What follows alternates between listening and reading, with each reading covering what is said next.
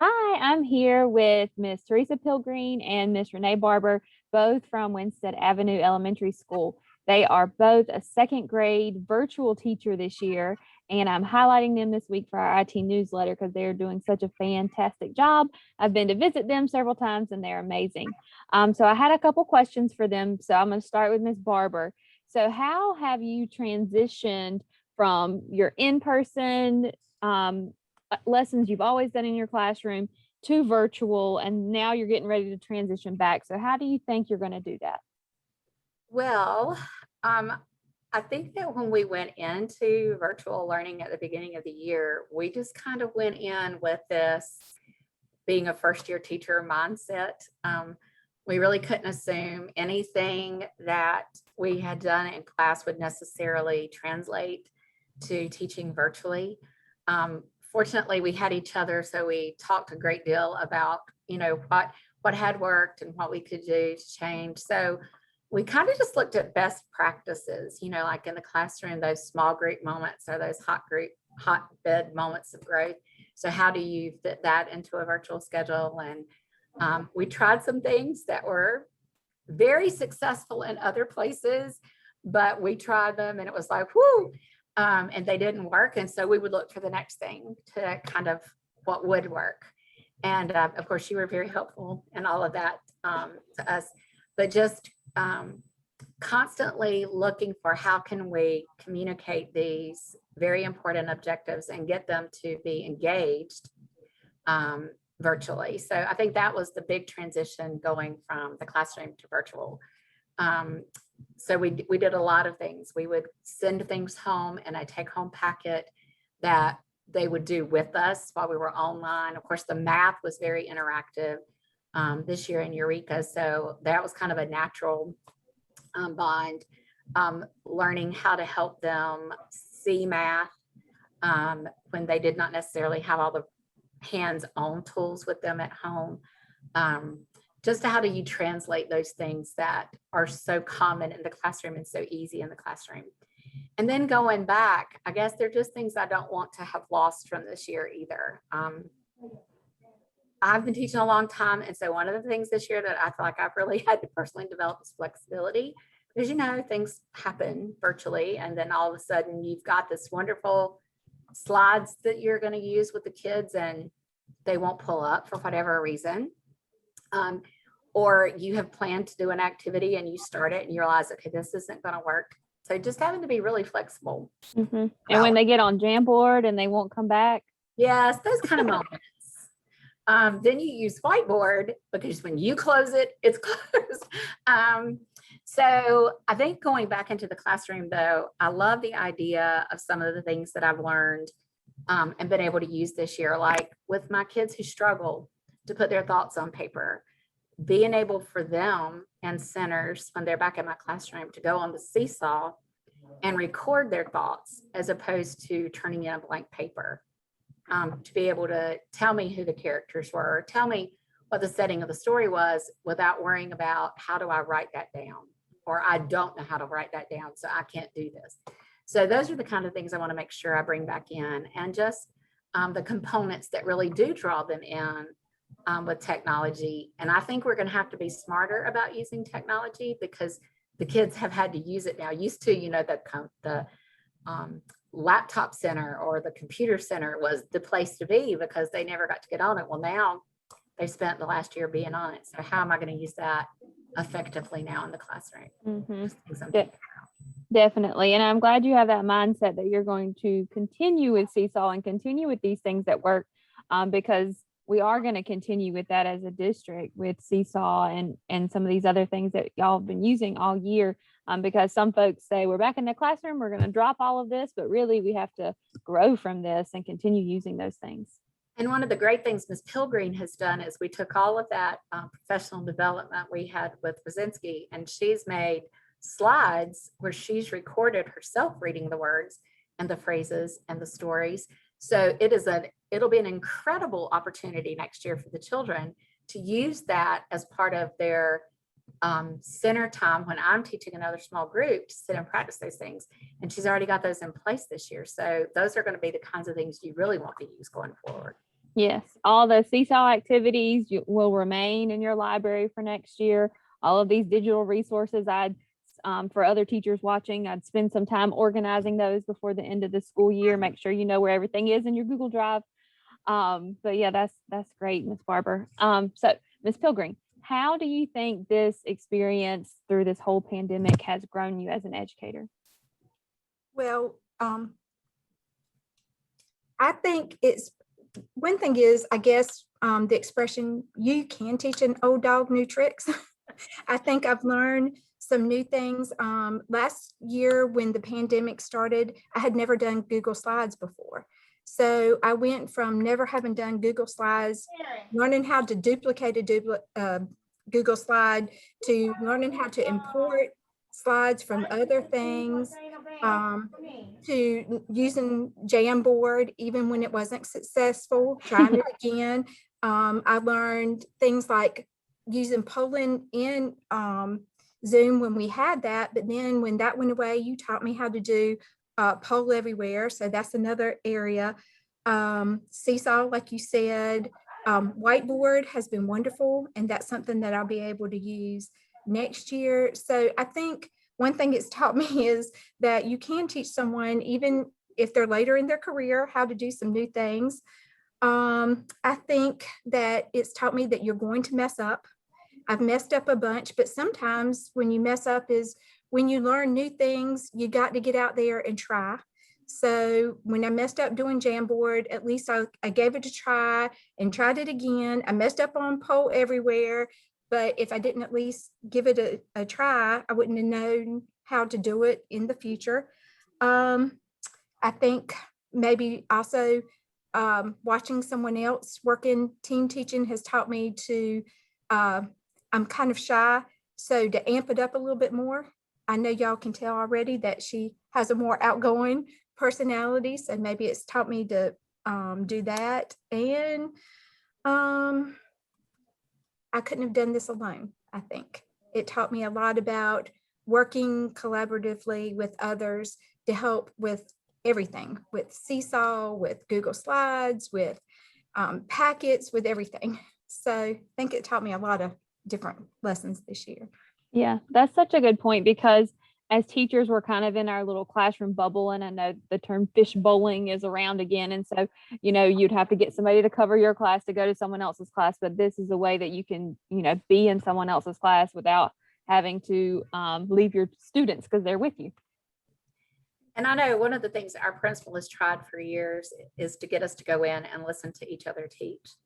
And it is so nerve-wracking to do that as the observer and as the teacher, because you're thinking, if this were me, I would be, but watching her teach every day and watching her teach material I'm very familiar with, and then going, oh, I never thought to say it that way, or, oh, I really like how that has been the best professional development. And I think as a grade level, we've all worked together this year. I mean, it has been survival together. And I hope that that's a piece when we go back onto a regular schedule where the kids are here later in the day and we don't have as much time to collaborate. That's going to be the piece I miss the most from this year virtual.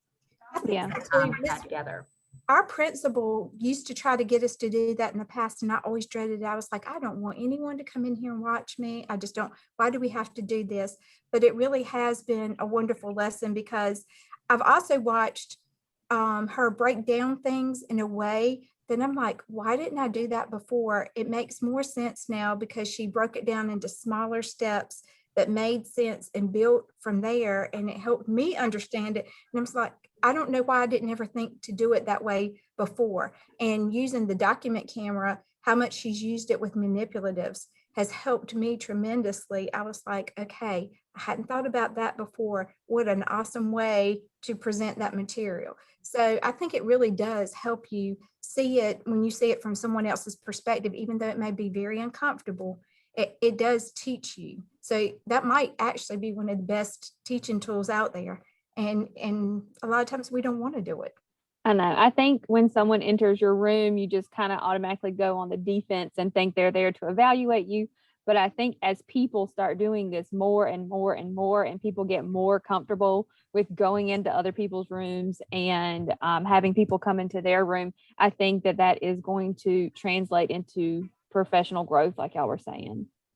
So next question, Renee, how do you think this whole pandemic and everything y'all have been through has redefined education, positively or negatively?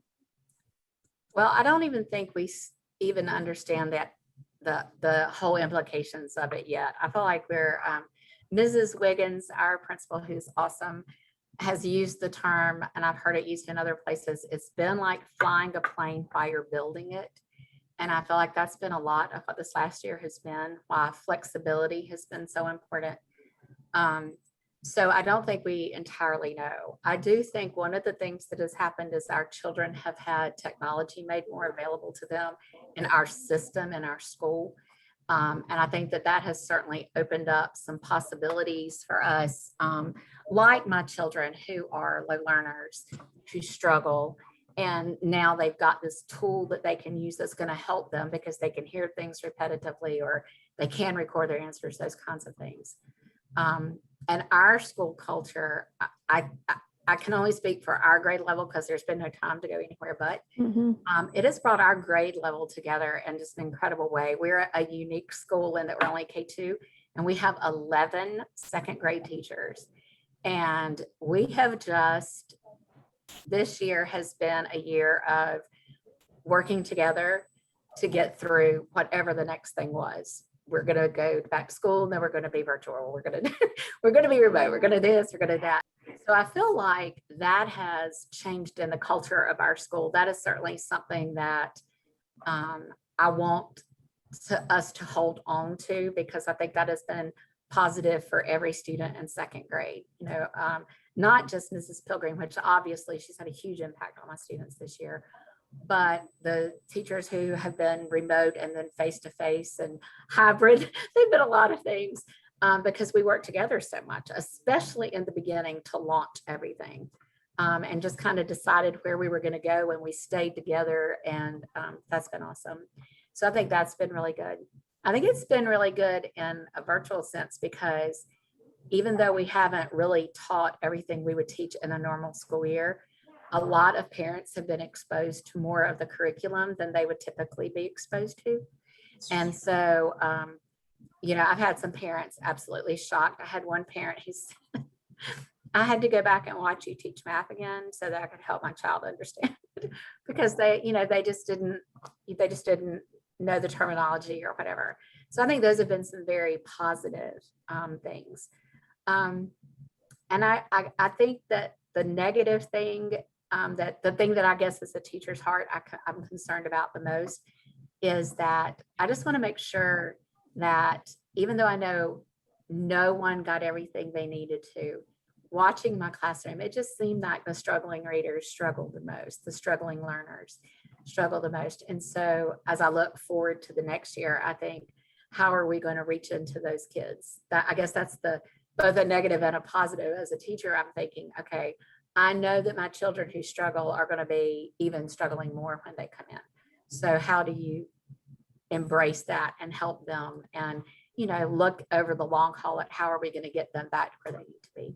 Exactly. And I think, through the summer program, I hope that we can make some impact in those students if they can come daily to the building, like you said, because there's not a virtual option for the summertime. So I hope we can get them almost to where they need to be, and then so they can start the next school year off at least a little bit stronger than they ended this school year.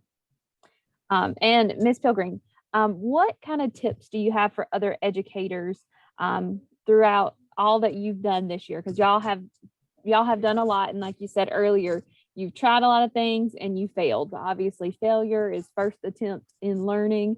So what have you learned, and what can you give other educators? Well, I think I've learned to use a lot of tools that I may not have used before. And I mean, I know this sounds silly, but who knew a whiteboard could be so important? I mean, we had used them before in the classroom for small groups, or at a center or something. And occasionally had used them in the whole class to do an activity, but not nearly as much. But moving forward, I see a way to save a lot of running off papers. Really, Mhm. truly. I do plan on having kids using whiteboards in the classroom, having the actual whiteboard, but also using that whiteboard FI or FI, however, you say it, Mhm. whiteboard FI that you taught us. There's also a benefit from it because Miss Barbour taught me the part about pushing it. You had shown me, but then I didn't remember where the little picture was. So we can also use that a lot in the class. If they have one-on-one devices, you can have that where if you have it that way, you can push something to them so they can actually write on it and you can see their answers, but they can't see each other's. So Mhm. then you can give individual feedback right then and there on the spot. So I think that's an awesome tool. I definitely know I will use moving forward that I learned from this. I am going to figure out Jamboard more, I think, and be able to do it better so that I think maybe even if I do it in smaller groups, like, with small groups and assign small groups, then I have a better idea maybe when they don't use it properly, how, who might not be using it the way they're supposed to. So I think I'm gonna definitely bring that forward and use Jamboard. We had never had document cameras before this year. Mhm. I love a document camera. I mean, not only can I can put my textbook under it, and while I'm doing that, I can have my graphic organizer right there writing on it so the kids can see it at the same time. I think doing science demonstrations, what have you, I think it's an awesome tool also for us to use. I mean, even things like Poll Everywhere, even if they're not online, I could still put it in my Google Slides and have them just vote by old school, raising their hand or something Mhm. like that. And then like Miss Barbour said earlier, things like Seesaw, fluency was always the thing that you would try to do maybe once a week real quick in your reading group, and you didn't always have the time that you wanted to. And with Seesaw, after we did the Rosinsky workshops, I did like instant words. So I read the words on Seesaw and then told them, now you record yourself reading the words, and had that for every week. Then the fluency, the words, phrases, and then the story too. So we did it as 3 separate activities. And like she said, I'll have that next year. And what an awesome way to be able to sit down at night and just listen to your kids real quick, and see where they are with fluency and see if that's improving. So I think there are a lot of tools that I definitely learned that I can use in the classroom, and things that I could have been using all along that I didn't really think of or, did try until now. So maybe think out of the box a little more. I love it. So, some of these things that you were kind of forced to use, you've learned to love them. And so you're Right. going to continue on with that. Okay. Well, thank y'all so much for talking with me today. And I hope you have a great day and a great week. Yes.